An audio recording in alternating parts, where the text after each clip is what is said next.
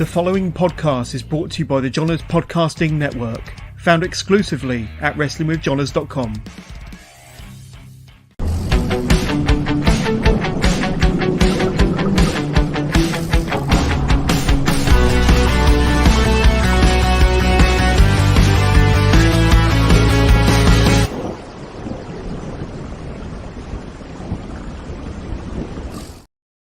Hello and welcome to the latest episode of Wrestling with Johners, Wrestling with Johners Live. We're live across Facebook, we're live across Twitch, we're live across YouTube, and thank you for joining us. This is episode 278, and today I've got a guest that I've been trying to get on the show for a long time. He's one of the fastest rising stars on the UK scene going into 2023. He's a UFO spotter, an alien abduction survivor, a flat earther, none other than Truman Roswell. Truman, thank you so much for coming on the show. How are you doing? Thank you for having me, Johners, if that is your real name. It is, yeah.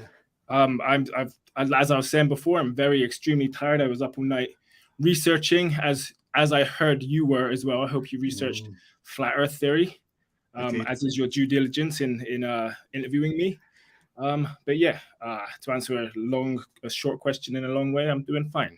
Excellent. Well, it's wonderful to have you. And like I said, we're going to have a lot of fun over the next 60 minutes. There's been a lot of interest in your appearance on this week's episode of Wrestling with Johners. We've had a lot of questions come through already. And if you're watching this live and you want to get in touch, you want to send your questions in for Truman Roswell, please do so. Send them through to us using your chosen device. They'll ping through to us. We'll bring them up live on air and we'll answer every single one, or we'll try to answer every single one before the end of this broadcast. But Truman, in fact, before we get into Truman, I do need to mention, while everybody's watching nice and early in this broadcast, my next two guests. And I want to get this out of the way because next week we've got that damn dirty dog, Gene Money, coming onto the show the 23rd of January, one day after the next Progress Chapter show, where he goes up against the current Progress World Champion, Spike Trivet, the Sovereign Lord, the Vulture of Progress. Gene Money will be taking him on as the latest #1 contender to the Progress World title. You never know, I could be speaking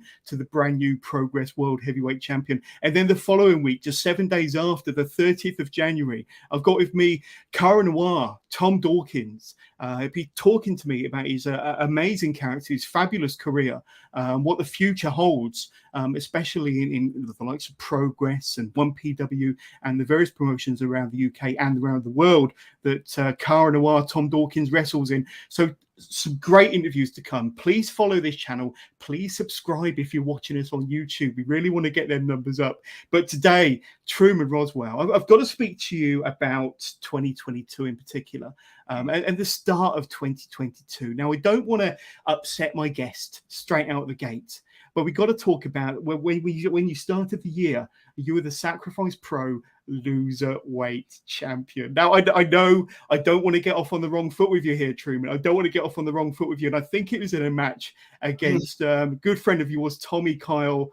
And there you are, post-match with that dreaded bout, the Loserweight Championship, kind of hanging on to it. You don't really want it. Not a great way to start the year. We will get on to more brighter times in 2022, but not a great way to start the year. You must have felt like people were conspiring against you so early into the year. Oh, okay, wait. Oh, sorry, I'm going on here. What is this? Somebody trying to censor our interview here. Absolutely. There we go.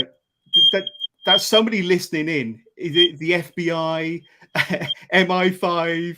If you need to get off a deal with that, I can hold the fort for a couple of minutes. No. Looks like the fire is out. There we go. Really sorry about this. It's CIA. Somebody's listening in, and somebody obviously didn't like my opening question there. But somebody wants to silence me. There we go. Being the former loser, it's not a desirable championship, is it? And unfortunately, you had that accolade at the beginning of 2022. I mean, you said friend to Tommy Kyle. I did think he was my friend, but if you remember in that match, he did betray me. He did betray my trust. You see that picture at the beginning where we are talking. He led me into that situation. He asked me to sit down. He had a plan in his mind. He would get me to sit down air my grievances about being a loserweight champion. And as soon as my back was turned, pinned me. And that's the kind of thing that I had to deal with being a loserweight champion. Not only did I have to hear everybody in Bedford, every show calling me a loser. Sorry, they are censoring me again, man. They're listening in. They don't want to hear the truth about Tommy Kyle, clearly. It could be Tommy Kyle. He could have his Jedi powers. We know he's a Star Wars fan. He's got connections through the pilot DVLA, I've heard. But you clearly didn't want that championship. You did everything to get rid of it. You threw it in the trash. You even tried to sell it on Marketplace.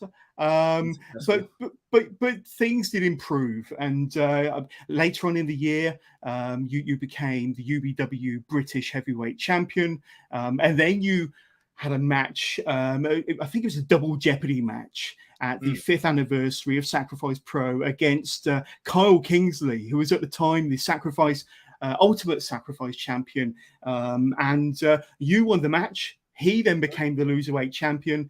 You then became the Ultimate Sacrifice Champion, and things were looking a lot brighter for you. And judging by these pictures here, there you are, a very proud Truman Roswell.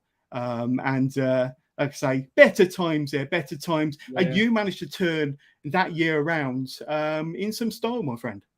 Yeah, those are my babies, man. And I miss them every day. I've got an empty trophy cabinet now in my house. And yeah, I hope wherever they are, they're thinking of me too. My 2 belts, my first and my second born babies. I miss them. And I'm going to get them back. Yeah, absolutely. And looks like a fantastic year. Let's say going on throughout the year with UBW in particular. And I think it was their last show of the year. Was it The Floor is Lava 5? I believe it was. And am I right in thinking your championship, the UBW championship, was put up for grabs in that Rumble match, in that Floor is Lava match? Once again, forces possibly conspiring against you there, Truman. And you didn't come out the winner. I need to know how you're feeling kind of post-match, after the Floor is Lava match, when you were no longer the champion and Levi Muir walked away with your UBW British heavyweight title. It's nothing against Levi Muir. He did everything, he got given an opportunity and he took it. That's what a good champion does. That's what a good fighter does. That's what a wrestler would do in that situation. But it's Paul Ash who put that match together. I know we've got like a general manager there. We've got Chase Anthony, but we know who pulls the strings behind the scenes. He put that match together. He stripped me of my championship unfairly, put it on the line because nobody could take it from me one-on-one. I beat Levi Muir twice. And yeah, you can understand how I'd be feeling. I was irate. I also had to go and fight for my other championship at Sacrifice that very same day. And they knew that. They knew they would put that in my head. Yeah, absolutely. And like I say, you are no longer the Sacrifice or Ultimate Sacrifice champion.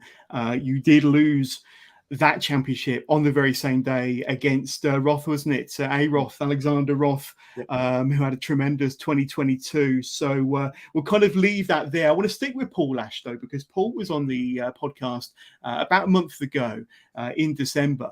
Like I said, we spoke all about UBW, all about its rising stars and the stars that UBW have been able to establish over the last 10 years. And what bright futures many of those have, including yourself. But when we spoke about the war of words that yourself and Paul have had, certainly leading up to the Floor is Lava match in December, I asked him about whether a potential one-on-one match between yourself and Paul versus Truman Roswell, might be on the card sometime in the future. And obviously Paul got injured during that match. You lost your championship, but he did say a one-on-one match with Truman Roswell would be, as he put it, palpable. So obviously something that he would definitely look forward to having. Like I say, if UBW management or the booking committee would make it work. And have you got any final words for Paul Ash and maybe a potential match between the two of you somewhere down the line? Well, he says that now. He says that now, but Paul Ash uses his retirement as a blanket excuse. He uses that whenever he doesn't want to do something. The only thing that's retired about Paul Ash is his testicles have retired up into his body. He is a coward. And I'm sure if I challenge him right now and I give him a time and a date, he will not show up. That's my thoughts on Paul Ash. Yeah. And like I say, some other things that we want to talk about in 2022. And you did make a number of debuts, certainly in 2021 and 2022. You did branch out across the UK, working for more promotions, facing opponents you'd probably not faced before. And you made debuts in 2021 for promotions such as Kapow, World War Wrestling. Going into 2022, there was Ignite and Wrestling Society, and UKPW. And I've got some pictures here. Here you're making your debut for Wrestling Society. A wonderful promotion that's had a wonderful first year themselves. And of course, here you're having a wonderful match there, possibly pinning your opponent in your debut match for UKPW. But give us your thoughts about being able to branch out, great opportunities, new opportunities and new opponents in 2021 and 2022 then, Truman. So yeah, this past year I've fought everyone. I fought everyone everywhere. And I've loved it. I've loved to give my message to new audiences as well. Maybe, introduce people to things like flat earth theory, flat moon theory, but yeah, I've enjoyed it. I think I've dragged my little Riley Roswell, my son, I've dragged him all around the country this year to various venues. And yeah, 2023, I'm hoping to go to bigger, better things, bigger, better companies. Yeah. More debuts, more opponents. But as I said in the introduction, I think you're one of the fastest rising stars on the UK scene. And I know you've been in the business for a few years, and that was halted for everybody during 2020 going into 2021. But at the end of 2022, despite all the ups and downs, you were crowned the Wrestler of the Year for Sacrifice Pro in the end of year awards. And it doesn't end there, because you were also the Wrestler of the Year for UBW for 2022. So two really, really great accolades there that obviously demonstrates what a wonderful year you had, what a wonderful 2022 you had. You certainly put your stamp on British wrestling. You put your stamp on those two promotions. Well, you were very successful, and like I say, you really got your character out there, your wrestling ability out there. You became champion in both promotions, but those accolades don't come around very often. And like I say, to be Wrestler of the Year for two promotions that are very close to your heart, you must be a pretty proud Truman Roswell.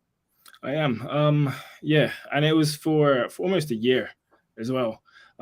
So I became very, very used to taking those belts with me. I felt very lost without them. And now that they're gone, I don't know what to do with my life, quite frankly, other than try and get them back. But I also find it was very suspicious that they made me Wrestler of the Year in both of those promotions when they'd been spending that entire year trying to screw me and try to take everything away from me. I don't understand it yet. I'm going to do some more research, but I will get to the bottom of that. What does that mean?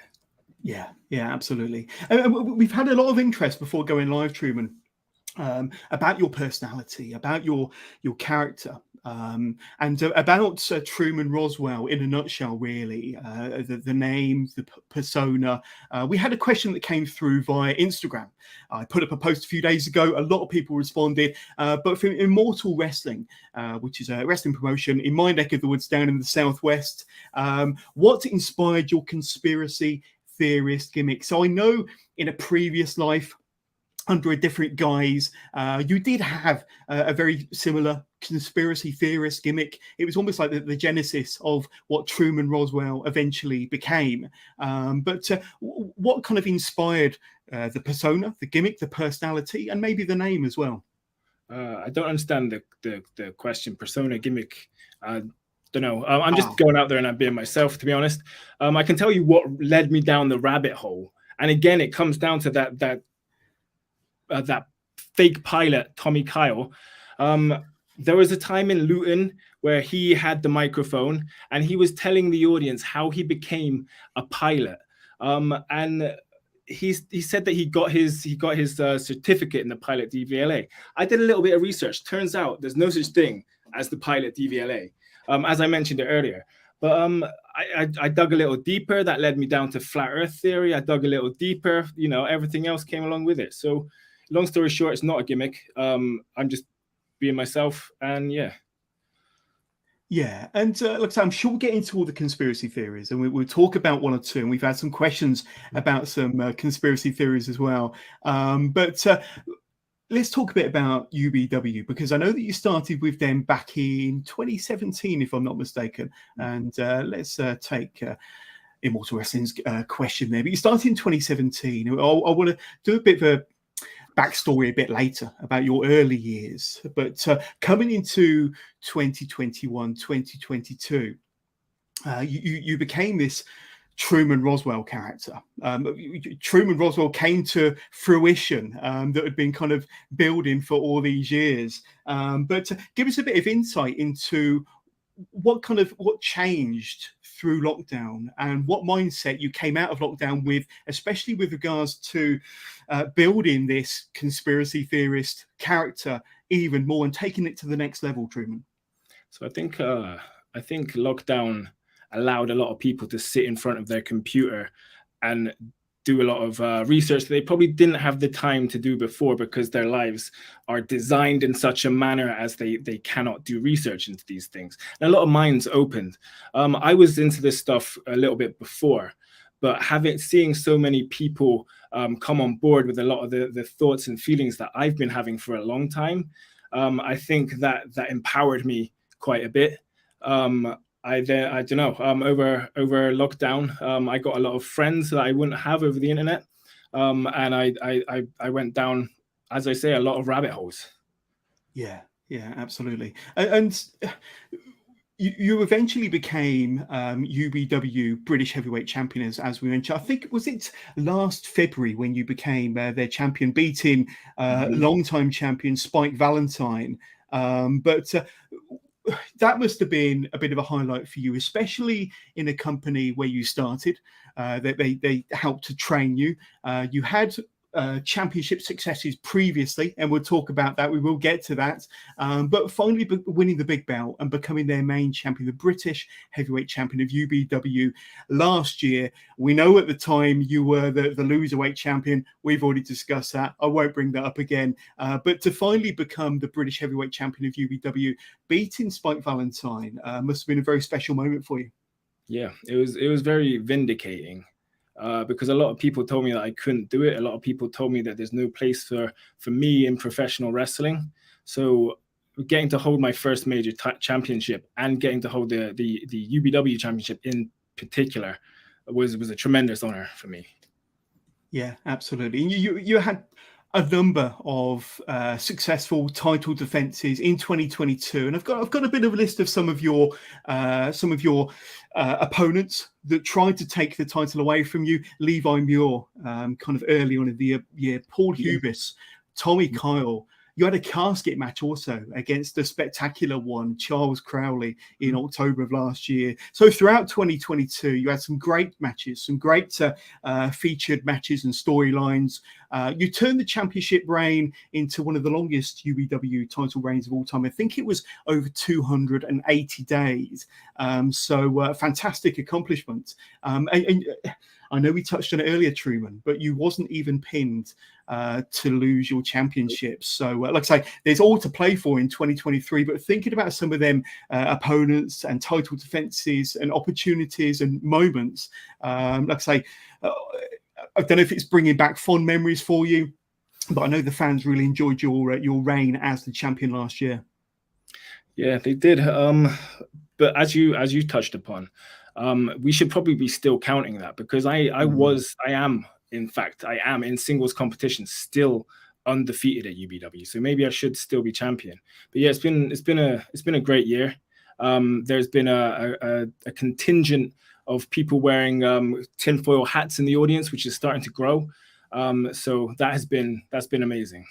Yeah, it's good to see that people are really getting into you as a personality and you as a pro wrestler. But I'm going to bring up a picture, and I brought this up during my Paul Ash interview. But there's a crop of young talent coming through UBW, and UBW has this history of bringing through some great stars that have gone on to wider things around the UK, big things around the UK. You only got to look at Bobby Tyler, for example, who's doing some fantastic things over in NXT over in the States. Crowley, who's become one of the biggest stars on the UK scene.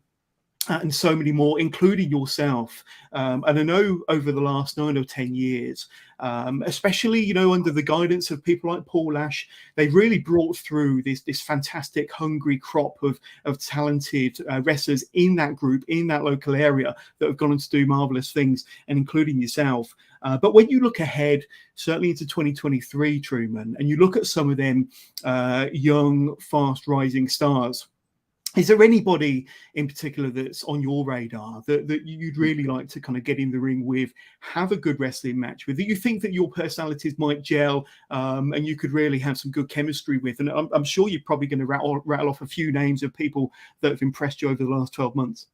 Well, that picture that you brought up there, I think that would be my list. These are the guys that are putting in the work at square one. I train with Adonis Payne almost weekly. We've been training some luchador moves recently. But yeah, those guys, Tony Sin as well, is someone I really want to get in there with. He saved my life. I don't know if you've seen the clip, but Charles Crowley put me in a coffin. I died, and then he resurrected me with his magic potion. I did see that. That was very impressive. Yeah, a modern day miracle. I owe my life to that man, but I still love to fight him. Yeah, absolutely. I think your personalities, and certainly with him being such a fast up and coming wrestler on the UBW ranks, doing some really, really good stuff. And I concur with Adonis Payne. Saw a lot of him in 2022 and doing some marvelous things. But I want to talk to you a bit about Sacrifice Pro now, another company that's very, very close to your heart. And I've had the pleasure of watching you work with them quite a lot through 2022, from the Bedford Town football ground, the Eagles bar there. We've had some fantastic nights there. And like I say, you did have that match against Carl Kingsley at the 5th anniversary, where you won the match. He then became the loserweight. You then became the Ultimate Sacrifice Champion, proving once again that you're no longer a loser. Like I say, that the loserweight title is firmly around Carl Kingsley's shoulder and waist, and not yours anymore. But that was another turning point for you, certainly in Sacrifice.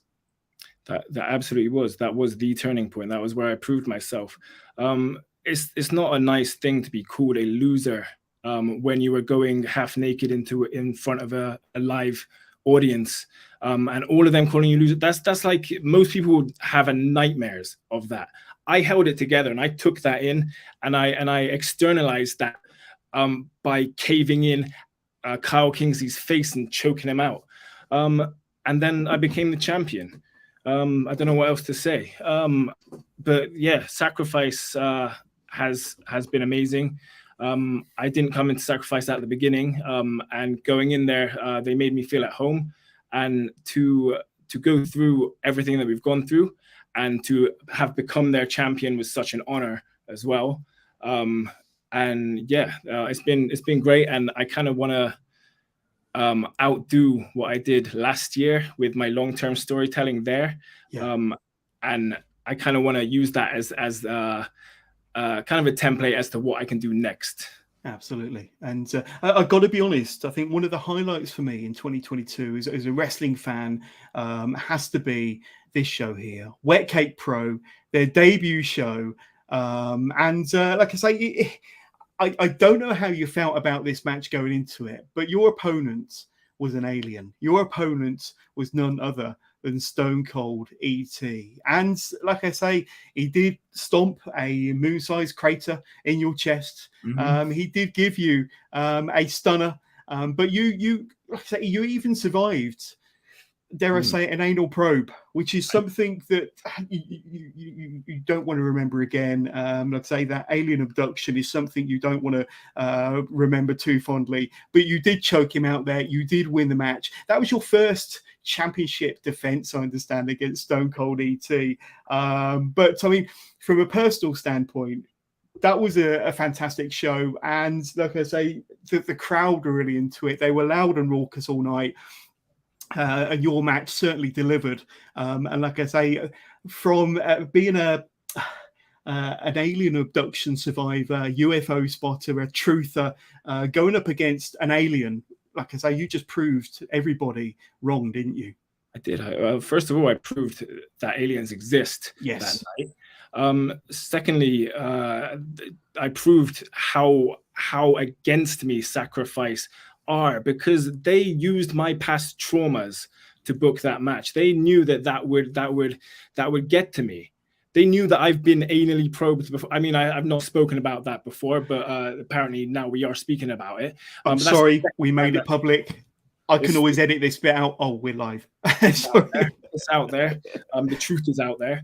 But that was my favorite show. Notwithstanding my match was a pain in the bum. But the rest of the match, Bridge against Bridge in the main event, Kai Payne against Kai Payne, was tremendous. Probably my favorite match I've ever watched live. Yeah, that was incredible. It really was. And like I say, your match against Stone Cold E.T., you hit him so hard that his head kind of turned around 180, and he had to kind of readjust his head just so that he can complete the match. Like I say, that's something that only an alien could do, and I think that proved once and for all that aliens do actually exist. But like I say, you beat an alien in your first title defense. But sticking with Sacrifice Pro, this is the next show, isn't it? This is their first show of 2023. It's their 40th show, Sacrifice Pro 40. Technically no longer part of the DC EU, as we said off air. I'm not sure what that stands for, but if you're watching live, please let us know. We'd love to know. You're going to be in a rumble match of sorts, the final sacrifice for a title shot of their choice. Now, this is a great opportunity for you to not only get back inside a Sacrifice Pro ring after losing your championship to Roth last year, but an opportunity for you to win the Rumble and to get that chance, get that contendership at a championship of your choice going into 2023. So a match you must be looking forward to, if nothing else, to kind of have an opportunity to get your belt back. I'm taking this match very seriously. I need to get back at Roth, because my match with Roth, he knew. He was at UBW, in fact. He was backstage at UBW that very same day, watching me lose my championship in an unfair Rumble. So he used that against me in our match. He knew I was emotional. He knew if he rushed me, I wouldn't be ready. And I want a match with him where I have time to prepare. I'm in a better mental state. And if I can get through this match on Sunday, if I can throw these other competitors out the ring, if I can pin them — you're allowed to pin in this match, by the way, you're allowed to submit. I'm going to choke them out. If I can get rid of them, which I will, I'm coming after Roth, man. Absolutely. It's got to be done. It's got to be done. I want to take a break from kind of your career as a wrestler and go back all the way to when you was a little Truman Roswell. And let's talk a bit about your wrestling fandom then, Truman. And when did pro wrestling first come into your life, and what sort of impact did it have back in them early days? It's a difficult question because it's always been in my life. My dad watched it. My older brothers watched it, so I just was kind of just born into watching it. So I don't remember like a first, time that I fell in love with wrestling. I just always liked it. I'm old, so I grew up with Hulk Hogan, and I really wanted Hulk Hogan to be my dad. And yeah, I've watched it ever since. Not missed it at all. Oh, that's really, really cool. And when did you first get into indie wrestling then? And when did you first discover indie wrestling? So I had never seen indie wrestling until I was in indie wrestling. I had never heard of anyone on the scene, didn't know anything about it, didn't know it existed. I just wanted to get into wrestling, and I learned the rest as I went. Yeah. So how did you kind of make that transition from being a fan to eventually becoming a trainee? And we've mentioned a lot UBW in this interview already. Am I right in thinking that they were your first training school? And if so, how did you discover them? How did you make them first steps? It's a long story. Please go ahead. I was basically in a position where my life had been reset. I'd lost my job. I'd become single. I was homeless. And I moved in with my brother-in-law, which was on the other side of the country in Sheffield. I was having to still go and see my son every weekend. And I was thinking of things that I can now do with my life. I was looking at it, optimistically.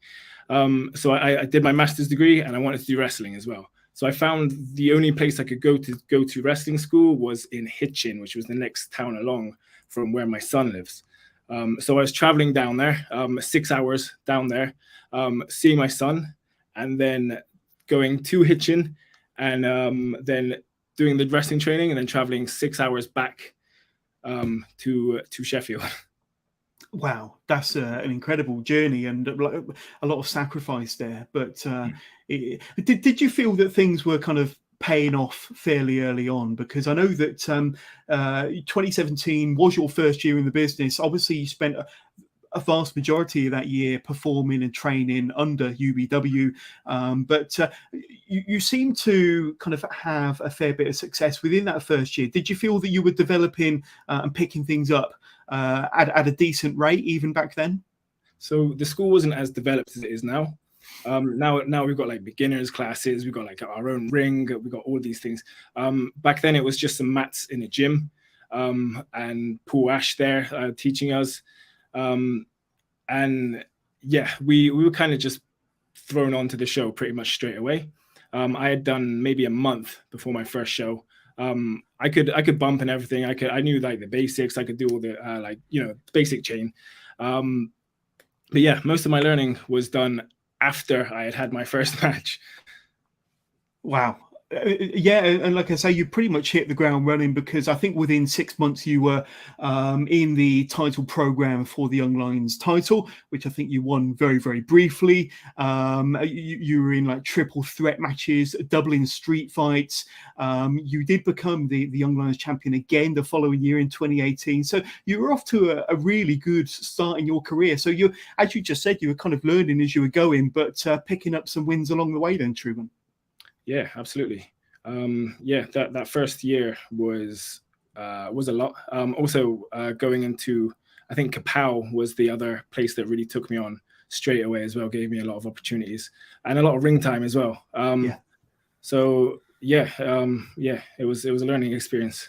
It certainly was. And I know we've already spoken about him before at the top of the show, but this gentleman here, that's probably an older jacket of his. I know he's certainly updated his look, but the two of you for a fair period of time were bad altitude, weren't you? And you were the UBW tag team champions.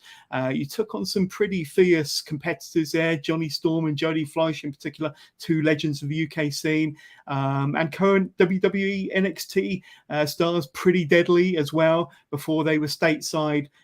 So I think the vast majority of your career has been in singles, but it looks like you had a lot of fun and a fair bit of success and some great matches there alongside Tommy as one half of Bad Altitude. Yeah, we certainly did. I don't want to make this into a shoot interview on Tommy Kyle. I've got a lot to say about him, and I think I've said quite a bit about him. But yeah, that was a good period of time. I think we proved that we could do other things other than singles, and yeah, it was a lot of fun. Yeah, absolutely. And one person I want to bring up, and it's this gentleman here, Spike Valentine, the gentleman that you eventually took the UBW British Heavyweight Championship from. But Spike has been intertwined with your career, certainly within UBW from your very early days, even through to more recent times. You've had some tremendous matches with him. You've had some programs over various title bouts with him as well. We've just mentioned the British Heavyweight Championship, and I think the Young Lions Championship. You've tangled with him over that championship before as well. Give us your thoughts on Spike, because I think he's one of these pros on the scene that deserves to be in more places. And is a tremendous character, fantastic professional in the ring, probably a little bit underrated, but certainly one of those that deserves to be in more places. And you've had some tremendous matches and moments and memories with that young fine man. So my personal thoughts about Spike Valentine is that he's a phony, he's a fraud. He's been a thorn in my side since the moment I met him. But professionally, he is tremendous in the ring. He can do everything. He's probably one of the best technical wrestlers I've ever been in the ring with. And he just doesn't, he needs to get out there more. He needs to take more opportunities. He needs to go to more venues. he will be a good player on any part of the card at any show. And people need to see him. People need to know the name Spike Valentine. Absolutely. And hopefully, much like yourself, 2023 is going to be a bigger year for both of you. We can really get out there and be on more shows for more promotions, facing a wider variety of opponents. But another company that, when I was doing my research, really jumped out at me, as you mentioned Kapow, we've spoken a lot about UBW, but DOA over in Suffolk is another promotion that gave you opportunities, gave you matches, certainly through your first couple of years. And then coming out of lockdown, you had some wonderful matches, certainly in 2021. And I know you've got another match coming up very, very soon. One match I want to bring up in particular is this match here. A Night of Champions for the DOA Pandemonium Championship against Damien. And it was in a flat earth match. Now, I've seen the match back a couple of times in preparation for this. Obviously, a match that's perfectly in keeping with your personality, of course. But a flat earth match. We've seen you face aliens. We've seen you being probed in the ring, defending your championship for Sacrifice and UBW in 2022. But a flat earth match against Damien, that's something I thought I'd never see. Against a demon. Did you see the promo I did before it, the video package that I put together before that? The video package was tremendous, my friend. And like I say, for anybody that wants to know what we're on about, go and search it on YouTube. It's out there. One of the best video packages you're likely to see as a hype up for a match. But yeah, please continue. I think you need to watch the video. Really, I outed him as the perpetrator of all of the Earth's ills, all of culture's most horrible moments. And it's true. It's all true. You got to look it up. And I found out also that the only way to defeat him was to throw him off the side of the earth. So we had that match. Unfortunately, I fell off the side of the earth. I spat blood in my face, apparently. But yeah, that match happened. DOA is amazing. Alec there, the booker, lets me be myself. So yeah, it's great. Yeah, absolutely. And like I say, Alec and both Alec and Damien, or Brett, has been guests on the show over the years. But just sticking with that match, and Damien can hit very, very hard. And there were visible handprints on your body throughout that match and after that match. And like you say, you did get the blood spat in your face. You were knocked off the side of the flat earth. And like I say, Damien retained his Pandemonium Championship. But that looked pretty hard hitting. Like I say, them handprints were visible. Yeah, I think we got into a rhythm where like one of us hit each other and then we had to like give a receipt, and then it was just, but I welcome that. I like hard hitting matches when it's, the right opponent, when it's when I know they're going to be safe with it, and I know they're not going to be, upset about it afterwards, and both people are okay with that. Yeah, I like that. I would like to do more hard hitting stuff if possible in the future. Absolutely. But like I say, it was nice to see you in a more physical match, and that's certainly what you got against Damien there.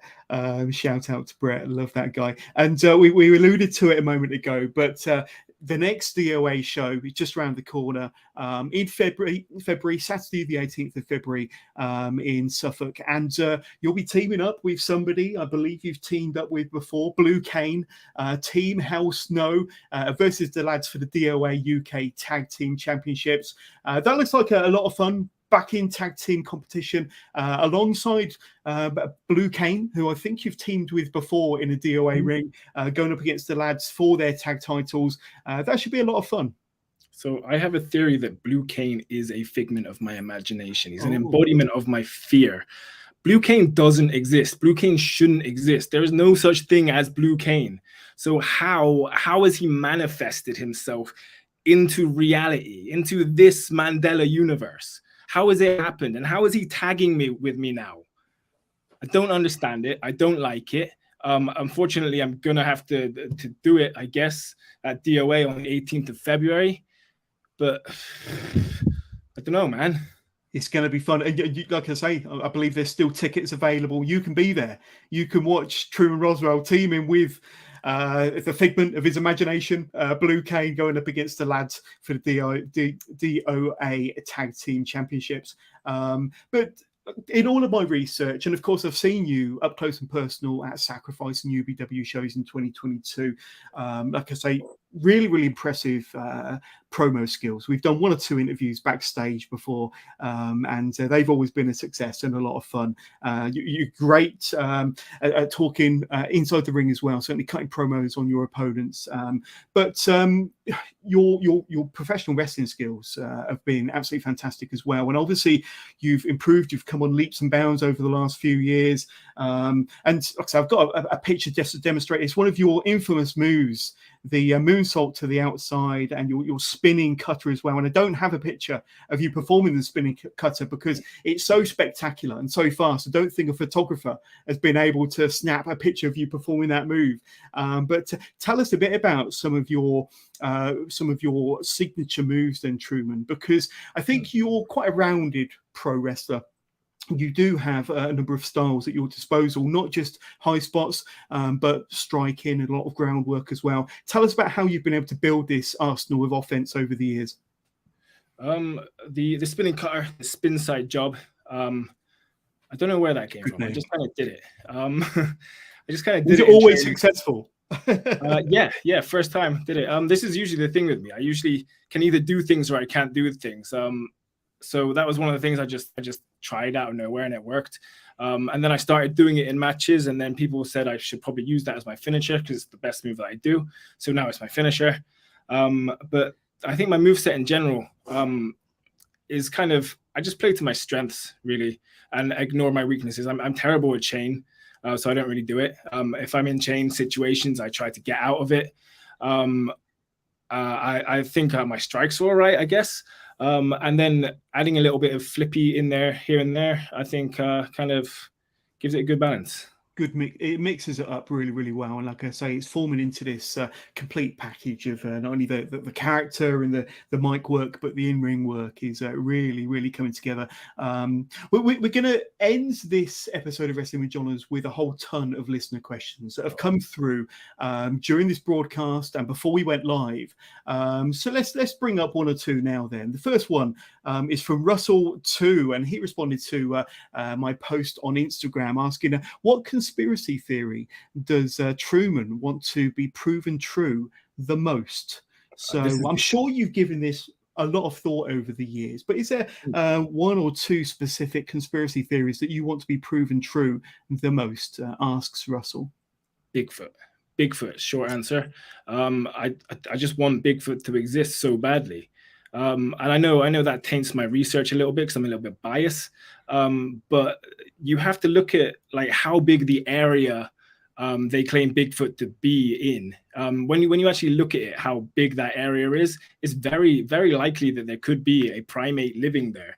And the footage nowadays, if you go on YouTube, there's so much modern footage of Bigfoot or skunk ape. And yeah, man, he's we're very close to finding Bigfoot. The other thing you've got to take into consideration is until the late 1800s, I think late 1860s, we thought gorillas were mythical. So like, you know, it could be any day we find Bigfoot and it's just like another animal that we know about. Yeah, very fascinating. Very fascinating. You got me thinking about it already. We got Magic Martin 666. Which British wrestlers are secretly shape-shifting lizard men? Now, I'm sure you've given this a lot of thought, and I'm sure you've got a very long list of British professional wrestlers that you believe are shape-shifting lizard men. I'm going to hand it over to you, my friend. Give us your insight into this. It's hard to say because the thing about shapeshifters is that they're very good at it. It's like, it's like as easy as us breathing. There's some of them are very out in the open about it, or at least very cocky about it, and they like to shove it in your face. Mia Cortez literally goes down to the ring with a dragon skull on her. Well, she's not fooling anyone. She is a reptilian, if ever I've seen one. But yeah, I think a lot of people in management as well in pro wrestling. Definitely reptiles. That's where that money's coming from, man. Oh, great answer there. Great answer. And the next one from a certain Paul Ash responded and got in touch. Avril Lavigne's clone, a government job or an alien? So you probably have given a lot of thought to Avril Lavigne and whether her clone is a government job or an alien. But I'd love to know your expert insight into this. So again, this is Paul Ash's psyops. He knows my weakness. He knows my weakness is Avril Lavigne. And he knows that I'll respond to this question. She was cloned. Of course, everyone knows Avril Lavigne died of Lyme's disease back in the 2000s, and she was replaced by a clone. If you look at her now and you look at her 20 years ago, she has not aged a day. So whether it's governments or aliens, I think we need to do more research into that. But my immediate thought is government. There we go. Paul, I hope you're watching. That's your answer. And we've got another question here from Damien Boldox. I think I've pronounced that right. And what comes next without the bout? So what does the future hold for Truman Roswell? We've spoken briefly about 2023. Obviously a tremendous 2022, but you no longer hold any championships, which you once proudly held over both shoulders. But what's next in 2023? Give us your thoughts. So I've gone through an immense period of sadness, obviously, losing both of my babies in the same day. So what's next is to look, as I think I said at the beginning of this podcast, for bigger boy promotions. I'm going to put my CV out there. I'm going to try and get on some bigger shows in front of some different audiences, and spread the word. Absolutely, it's got to happen. It's got to happen. And good friend of the show, Richie, sent in this question via Facebook. What are your dream matches in 2023? So we've spoken about what possibilities might be out there in 2023, looking at bigger promotions, more opportunities, different opponents. But if you could have 3 dream matches or 3 dream opponents, are there anybody out there on the UK circuit or maybe further afield that you'd love to get in the ring with in the coming 12 months? That's a hard one.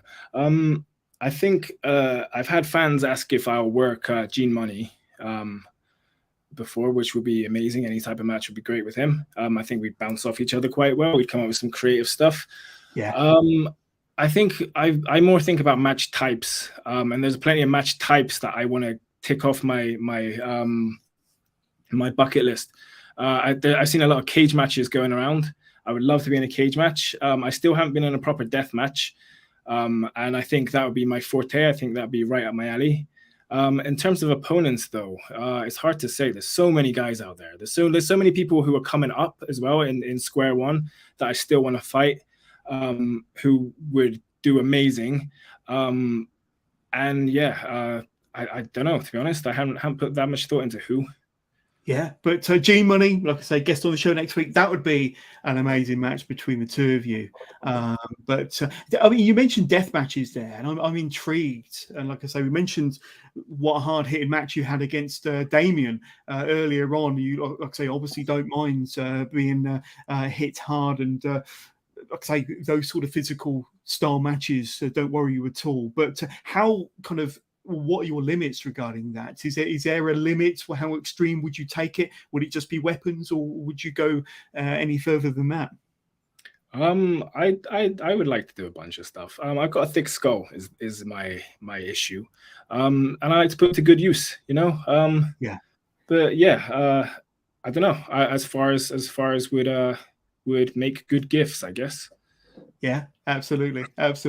But before we ask you for your socials, Truman Roswell, I do need to remind my viewers, my listeners, people watching at home, once again, if you've only just tuned in, who my guests are for the next 2 weeks to round out the month of January. And as I mentioned earlier, and has been announced for a few weeks now, next Monday, as a matter of fact, I know my usual day for live broadcast is a Tuesday, but next Monday, I've got that damn dirty dog, G Money, somebody that Truman Roswell would love to get in the ring with in 2023. Coming live onto the Wrestling with Jonas podcast, 8 p.m. sharp UK time next Monday, the day after Chapter 148 over at Progress, where he faces Spike Trivet for the Progress World title. You never know. If you tune in next Monday night, I could very well be speaking to the brand new Progress World Heavyweight Champion. Wouldn't that be amazing? And then the following Monday, I've got Cara Noir, one of the biggest and best names on the UK scene, and across Europe and all over the world.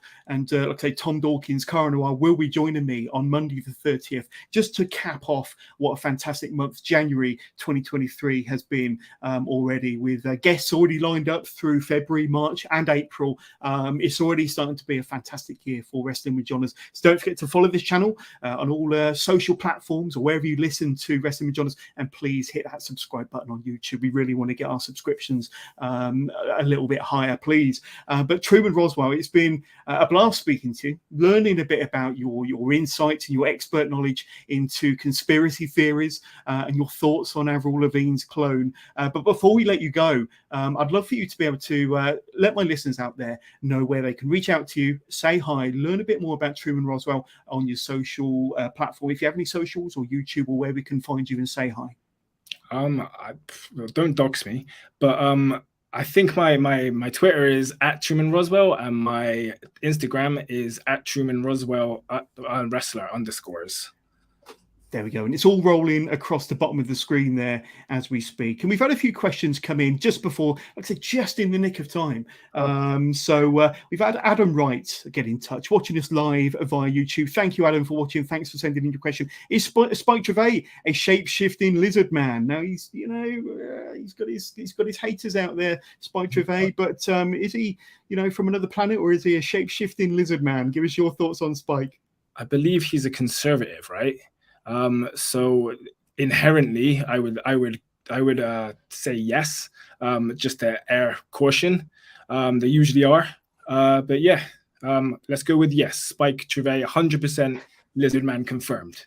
Absolutely. And Adam sends us one more question. Would Progress possibly be on your bucket list of promotions you'd like to maybe dip your toe into the water in 2023? And of course, Spike Gervais, the current world champion, Progress must be on your bucket list, I'm sure. It is on my bucket list. I would love to work in the electronic ballroom. It's where I've been seeing music for my entire life. So yeah, it's 100% on my bucket list. And as I said, 2023, I'm going to start looking for those bigger promotions and get my my CV together and start sending them out. So hopefully, yeah. Absolutely. And we spoke before we went live a little bit about T-shirts and a little bit about merch. Now, I'm going to bring up a picture. You did say that this is an up-and-coming design. So tell us about this design and tell us how soon or where we might be able to get our hands on this fantastic Truman Roswell bit of merchandise there.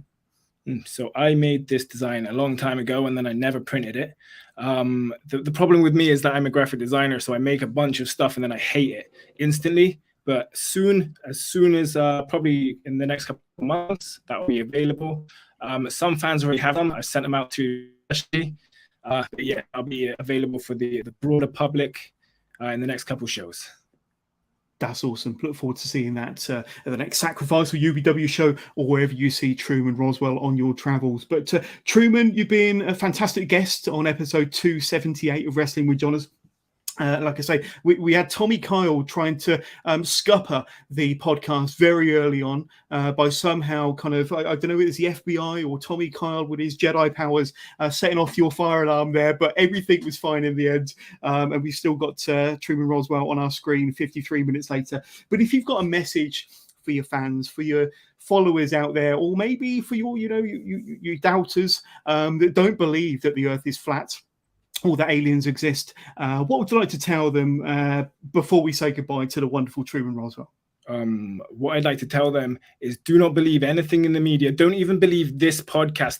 This could not even be real. This could be a mirage right here. This could be a filter or something. Could be deep fake. We don't know. Don't trust anything. Don't trust anyone. Trust me though. Listen to me. I know everything. Believe in Truman Roswell. There we go. Truman Roswell, thanks for being a wonderful guest, and we'll see you at the shows, my friend. Live long.